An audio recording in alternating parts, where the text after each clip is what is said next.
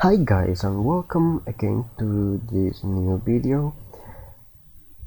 As I mentioned in the previous one, we are going to talk about the multinomial distribution, which is based on the binomial distribution. So the multinomial distribution basically is a generalization of the binomial distribution, but in this case we are not interested in one single experiment, but in several experiments. For instance, like the classic example for the binomial distribution was the coin. When we toss the coin, you can get either tail or head.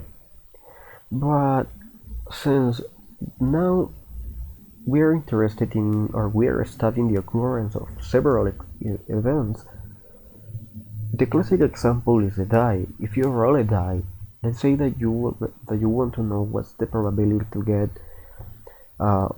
4 3 times, 5 4 times, and 6 3 times. Since you have now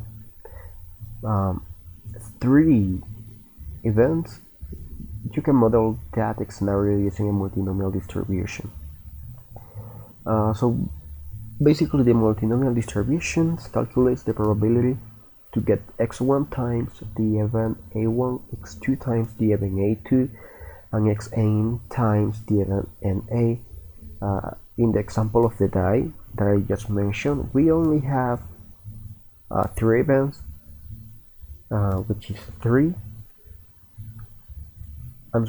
4, 5, and 6, and the number of trials is 10, 4 3 times, 5 4 times, and 6 3 times. If we sum all the number, if we sum like the number of times that these events occur,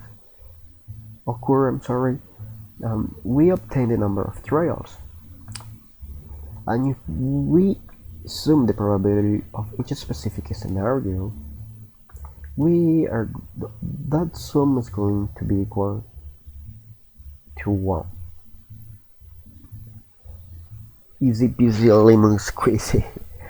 So now we are, as we did in the binomial distribution, in the multinomial distribution, we are also interested in the number of arrangements for n elements in k groups. In the binomial distribution, since we only had 2 possible outcomes, we only had to calculate the number of arrangements of elements in 2 groups. That's what we did. That's why I mentioned the number of partitions. And one group had x elements and the other group had n minus x elements. But in this case, since we do not have only two possible outcomes, we have to calculate the number of arrangements for n elements in k groups, with x elements in the first group, x2 elements in the second group, and so on and so forth until xk elements in the kth group. And how do we calculate that? As you can see here, it's pretty simple. We have n factorial, and because we just have n factorial, and we divide all that for x1 factorial, which is the number of elements in the first group, x2 factorial, and so on and so forth until xk factorial. So now that we know the number of arrangements, how do we calculate the probability for that? Basically, it's pretty similar to the multinomial distribution. You have the probability of the first event, which is, as I mentioned, P1, and you elevate that to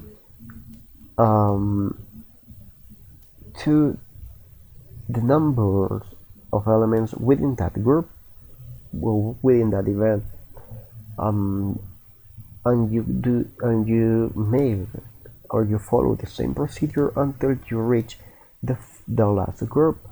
So we calculate basically the probability of a multinomial distribution with k possible outcomes, a1, a2, a3, until ak, and the probabilities p1, p2, p3 over n independent trials, as with the formula number of arrangements, remember, and p1, which is the probability of the first event, as I mentioned, elevated to x1, the number of elements of that group, p2, probability of the second event, and x2, which is the number of elements in that group, and so on and so forth until pk, as I mentioned before, elevated to the number of elements in the group kx.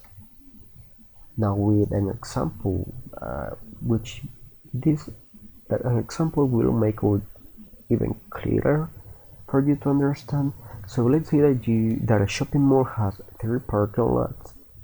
If one car arrives, the probability for it to park in one of them is shown in the next table. Basically, we have that if one car arrives, the probability for it to park in the first parking lot is 0.4, in the second parking lot is 0.3, and in the third parking lot is 0.3 again. So let's say that 10 cars arrive at the same time. What's the probability that 3 cars park at the first parking lot, 4 at the second, and 3 at the third parking lot? This is a pretty big shopping mall, that's why it has 3 different car parks.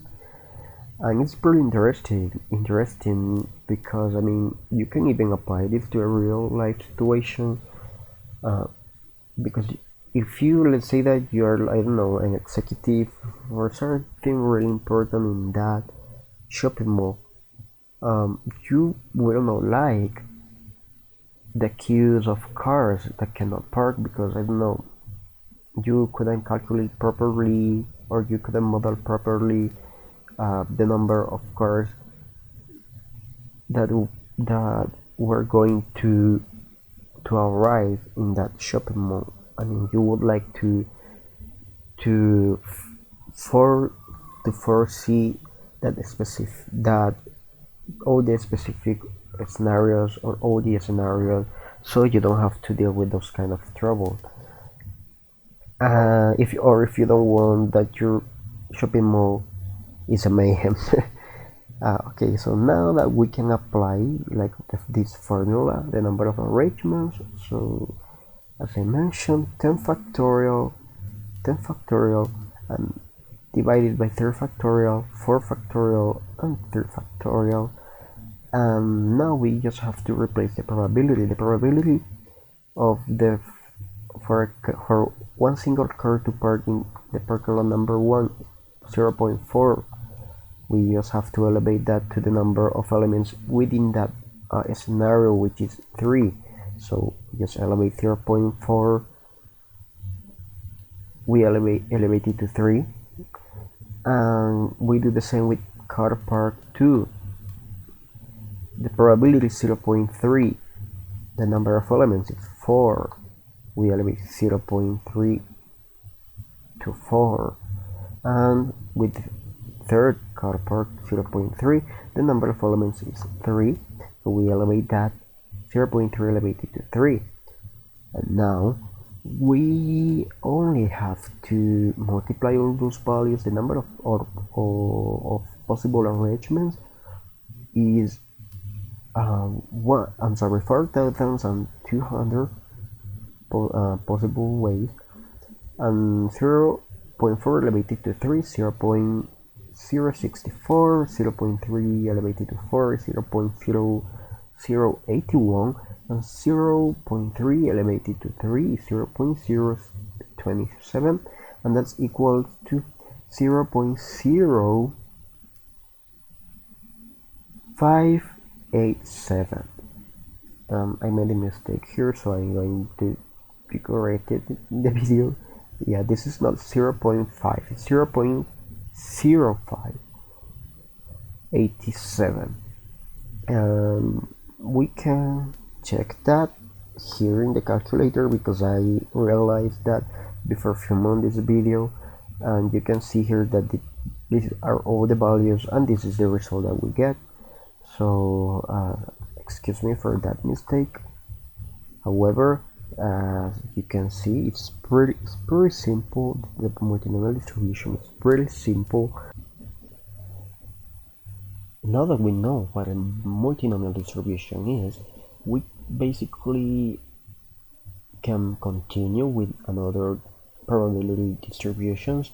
In the next video we are going to talk about the hypergeometry distribution. So if you like this video, you can subscribe to my channel in the red button. Well, I hope you find this video helpful and that you like it. So just have a great day and bye bye.